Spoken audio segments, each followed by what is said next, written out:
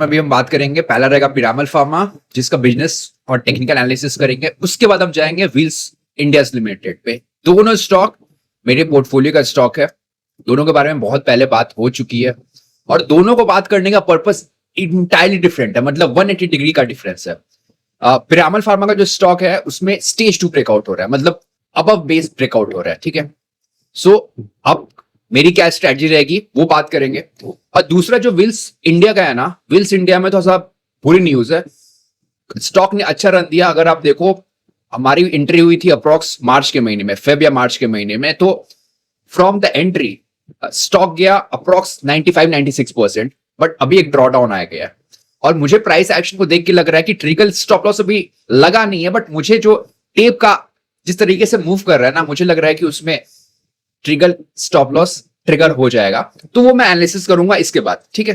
First of all we speak about the Piramal pharma, right. तो ये Piramal pharma का chart आपको दिख रहा होगा और मैंने इस स्टॉक के बारे में ना 1.5-2 महीने पहले एक अच्छा सा वीडियो बनाया था, उसमें होलिस्टिक एनालिसिस करी थी, तो वो वीडियो आप जाके देख सकते हो अगर आपने वो वीडियो नहीं देखा है तो, ठीक है। अभी पिरामल फार्मा मैं इन्वेस्ट करने का पहले मेरा क्या था, लॉजिक क्या था, ठीक है। पहला तो लॉजिक ये रहा कि एक प्राइस का टर्न अराउंड हुआ, मतलब जो मैं रिवर्सल ब्रेकआउट करता हूं, जो मेरा फेवरेट सेटअप है। दूसरा रीजन ये था ना कि अगर आप यहां से देखो तो स्टॉक ने हाई लगाया था अक्टूबर 2024 को और यहां से ना एक मैसिव करेक्शन स्टार्ट हुआ। इफ आई से तो इसने अपने ऑल टाइम हाई से एक लो लगाया, अप्रॉक्स 60% का इसने लो लगाया। इसका रीजन था ना कि जो आप पिरामल फार्मा का अगर आप बिजनेस देखो तो इसका बिजनेस 3 पार्ट में है। पहला है सीडीएमओ, ठीक है। अभी सीडीएमओ क्या होता है, सीडीएमओ समझो कि एक तरीके का कॉन्ट्रैक्टर है, मतलब बहुत बड़ी बड़ी कंपनियां होती है ना, लाइक मॉडेरा हुई, वैसी कंपनियां इनको एक तरीके का कॉन्ट्रैक्ट देती हैं जिनको हम हिंदी में ठेका कहते हैं। बहुत तरीके का होता है, सीडीएमओ होता है, सीडीएमआरओ होता है, सीएमओ होता है, सीआरओ होता है। आप जाके वीडियो देख सकते हो, उसमें मैंने पूरा ब्रीफ करा है उसमें।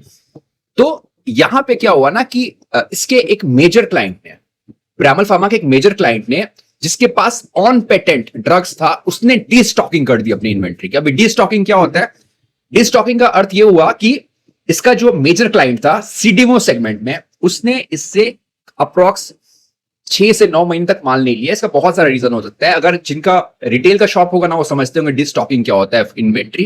एज एन एग्जांपल मैं बता रहा हूं, सपोज पिरामल फार्मा का जो वेंडर है, ठीक है ना, उसने डीस्टॉकिंग क्यों करी होगी।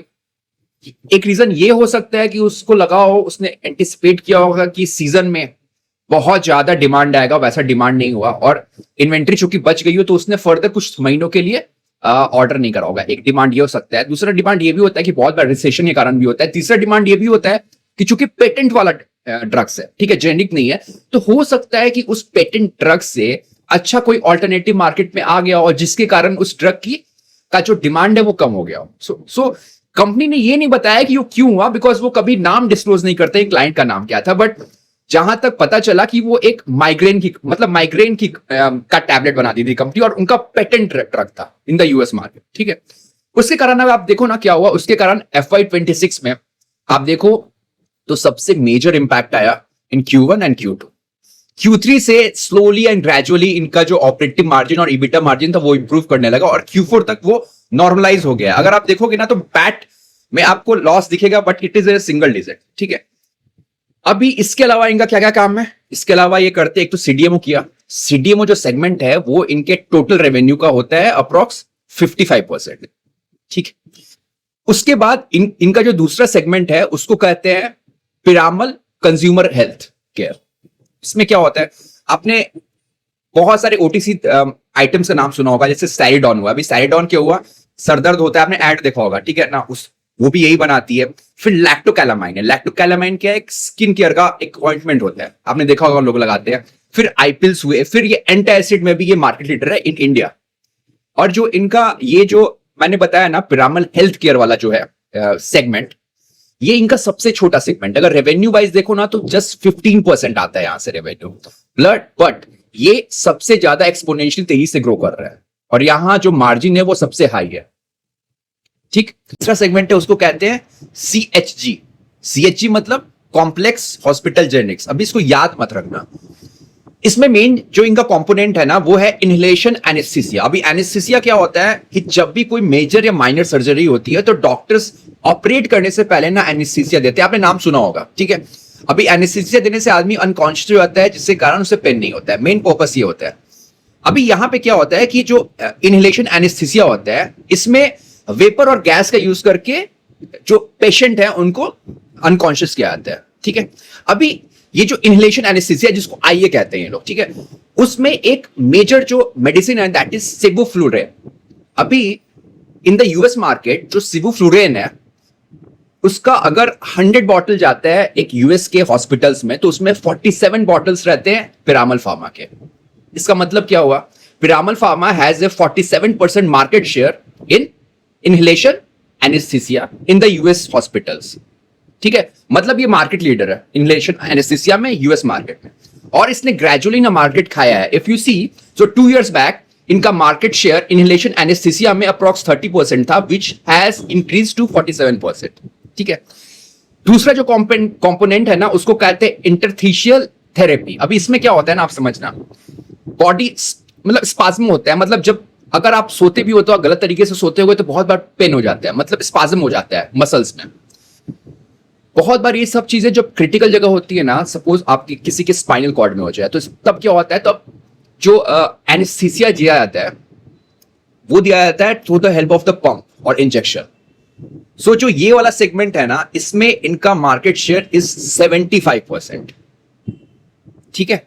तो मैंने आपको जो बताया कि जो इनका तीसरा सेगमेंट है ये कॉम्प्लेक्स हॉस्पिटल जेनेरिक्स, इसमें इनका ओवरऑल रेवेन्यू का जो ये परसेंटेज है दैट इज 30%। मतलब 30% जो धंधा है टॉप लाइन में वो यहां से आता है, और इसमें 2 प्रोडक्ट में ये यूएस में मार्केट लीडर है। होप दिस इज क्लियर, ठीक है। अभी ये सारी चीजें तो हो गई। अभी कंपनी में क्या ओवरऑल हो सकता है, तो सबसे पहले देखो जो सीडीएमओ में इशू हुआ था वो ऑलमोस्ट सॉर्ट आउट हो गया। कंपनी ने कहा है कि we are getting lot of RFPs, ठीक है ना। अभी आरएफपीस जब आता है तो उसके बाद फिर प्रपोजल फाइनल होता है, टेंडर होता है, ठीक है। तो कंपनी ने कहा कि बहुत सारे हमारे पास प्रोजेक्ट आ रहे हैं, और लास्ट ईयर कंपनी ने करा था degrow in the top line. तो कंपनी हैज सेट कि in financial year 27 we will grow between 13 to 15%, ठीक, that is a good thing. इसके अलावा if you are a customer of the Piramal pharma ना, और आपने कभी भी इसका पीपीटी पढ़ा हो, तो कंपनी हैज एन एम्बिशन जो उन्होंने अभी मेंटेन करके रखा है कि by financial 30 they want to be a $2 billion का company in the turnover number. अभी 2 बिलियन अभी कितना है, अभी अप्रॉक्स 1 बिलियन है। तो कंपनी कह रही है कि इन अभी 27, 28, 29, 30 मतलब अप्रॉक्स 20% के रन रेट से चलना पड़ेगा। एंड कंपनी हैज मेंटेन, मतलब इस बार का भी जो कॉन कॉल हुआ उसमें जो एमडी थे, सीईओ थे और सीएफओ उन्होंने दे हैव मेंटेन कि we are just buying for that. मतलब ऐसा नहीं है कि उन्होंने कम डाउन कर रहा है, ठीक है। तो वो दूसरा पॉजिटिव चीज है।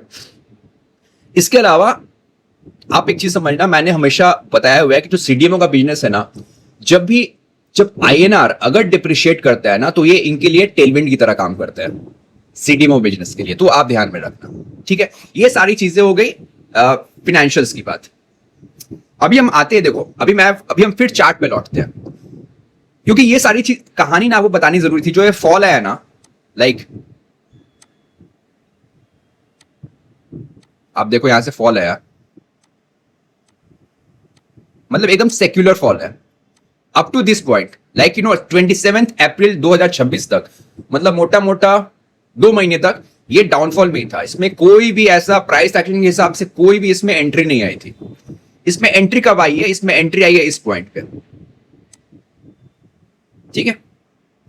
और मैंने भी इसी के आसपास बाइंग करी 172 173 के लगभग, फिर गिरा स्टॉक 159।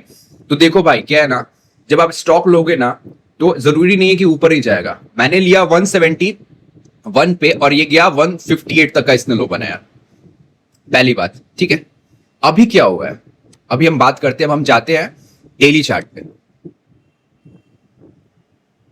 डेली चार्ट में बता रहा हूं कैसे अबव बेस ब्रेकआउट हो रहा है, समझना।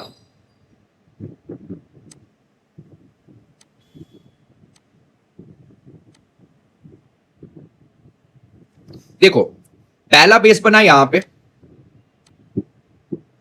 बेस मतलब पहला सपोर्ट, और दूसरा बेस यहां पे बन रहा है। I will explain it how. देखो अप टू दिस पॉइंट यहां पे क्या बन रहा है, यहां पे बन रहा है लोअर लोअर एंड लोअर हाइस। मतलब जो स्विंग लो है, जो भी स्विंग लो बन रहा है वो अपने प्रीवियस स्विंग लो से नीचे, और जो स्विंग हाई बन रहा है वो भी अपने स्विंग हाई से नीचे है। मैंने बार बार हर एक वीडियो में रिपीट करता हूं कि आपके दिमाग में छप जाए, और डाउ थ्योरी का बेसिस ही यही है, डाउ थ्योरी इसी पे बेस्ड है, ठीक है। तो ये क्या बता रहा है कि यहां तक स्टॉक, ठीक है, up to this point the stock एक सेक्युलर डाउन ट्रेंड में था, जहां पे मतलब बुल्स ने कोई कोशिश भी नहीं करी है कि कोई अपसाइड है। उसके बाद क्या होता है ना, उसके बाद आप यहां से देखो, यहां से क्या बनता है, यहां से बनता है पहला हायर हाई, फिर higher low and higher high, ठीक है। Now I will clear it. ये तो कहानी यहां तक की हो गई। एक यहां तक एक पहला रिवर्सल आया ऑन द डे चार्ट, समझना। उसके बाद अगेन क्या होता है, उसके बाद अगेन देखो क्या होता है ना, ये जो बुल फ्लैग मैं कहता हूं ना, इसको बनने का साइकोलॉजी क्या होता है ना, कि देखना जब स्टॉक बहुत भागेगा ना, मतलब अगर 30-40% भागेगा ना, तो वो सोशल मीडिया पे हर एक जगह पे उसका बात होने लगता है, ठीक है ना, जिसके कारण बहुत सारे लोगों को लगता है कि हमसे स्टॉक छूट गया। वो ह्यूमन टेंडेंसी है, ठीक है ना। उसके कारण बहुत से लोग फोमो से बचने के लिए स्टॉक में एंटर कर जाते हैं विदाउट अंडरस्टैंडिंग कि कहां पे डिमांड है, कहां पे सप्लाई है, और वहीं पे उनका पेशेंस टेस्ट होता है। And this has happened in the case of the Piramal pharma, ठीक है। इसलिए मैंने ये वीडियो बनाया। अभी देखो यहां पे क्या होगा, यहां पे स्टॉक ने लो से 50% तक का हाई बनाया। सपोज अगर कोई स्टॉक 50% चल रहा है तो ऑब्वियसली सब लोग उस पर वीडियो बनाने लगेंगे, समझो। टेक्निकल एनालिस्ट है वो चार्ट लेके खींचने लगेगा कि ये 50% जाएगा, ठीक है। ऐसा होता है, तो एक यूफोरिया क्रिएट हुआ। उसके बाद क्या होता है ना, उसके बाद ये देखो स्टॉक फिर से डाउन ट्रेंड बना के चलते हैं अप टू दिस पॉइंट। अभी ध्यान समझना, यहां पे पहला ट्रेंड रिवर्सल का कोशिश किया फिर से बुल्स ने ऑन द डे चार्ट, और आज अप्रॉक्स सक्सेसफुली इन्होंने एक दूसरा बेस बना दिया है जिसको हम सपोर्ट भी कहते हैं। और ये वाला जो सपोर्ट है ना, इस सपोर्ट से ऊपर है। पहला सपोर्ट, दूसरा सपोर्ट, जो दूसरा सपोर्ट बन रहा है वो पहले सपोर्ट से ऊपर है, विच अगेन इंडिकेट्स कि स्टॉक का बॉटम बन गया है। मतलब बहुत सारे मल्टीपल परफॉर्मेशन हमको मिल रहा है। अभी अगर मोटा मोटा मैं देख लेता हूं कि इस पे जाके सुपर ट्रेंड, और यस देखो सुपर ट्रेंड से पता चल रहा है, सुपर ट्रेंड में भी मतलब ग्रीन हो चुका है। सुपर ट्रेंड क्या है, मैंने बार बार यूज किया हुआ है, आप प्रीवियस वीडियो में जाके देख रहे हो। It's super indicator for the trend analysis.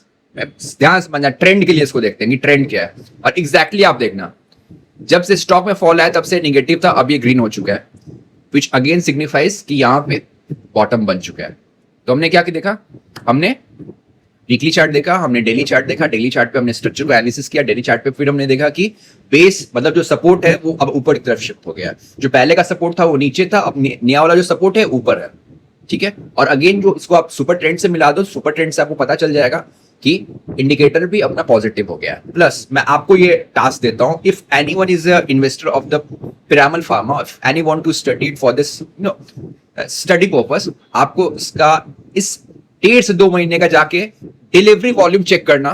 मैं फिर से बोल रहा हूं, डिलीवरी वॉल्यूम चेक करना। भाव कॉपी में देख सकते हो, एनएससी के साइट पे देख सकते हो, बीएससी के साइट पे देख सकते हो, देयर आर मल्टीपल ऑप्शन, ठीक है।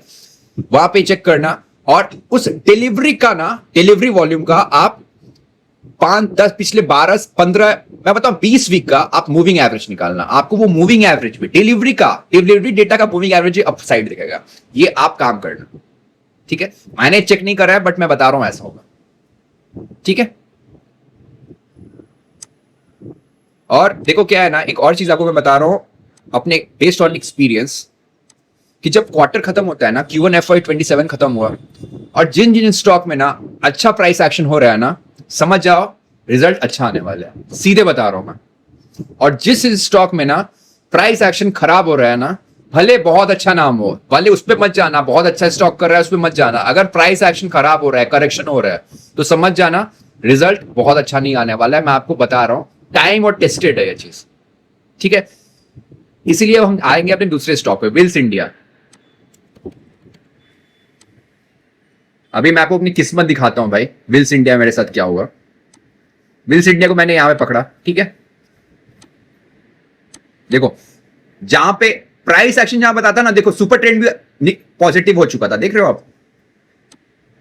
यहां पे एंट्री हुई मेरी, ठीक है, 912 के लगभग। तो 912 से ये कितना ऊपर गया, ये ऊपर गया 96%।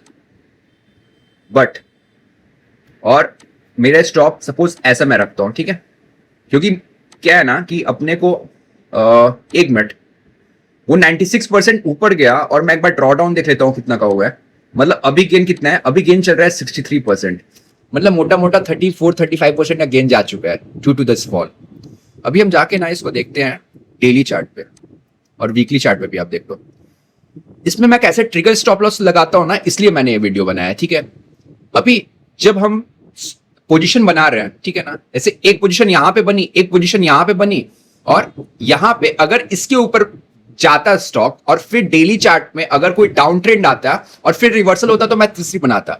बट ये जो प्राइस एक्शन है ना, ये बहुत मतलब सपोर्टिव नहीं लग रहा है। और चूंकि ये Q1 FY27 ये खत्म होने के बाद ऐसा प्राइस एक्शन आ रहा है ना, आपको मैं दिखाता हूं डेली चार्ट पे, आप देखो, मतलब यार हेवी सेलिंग दिख रही है मुझे, पता है।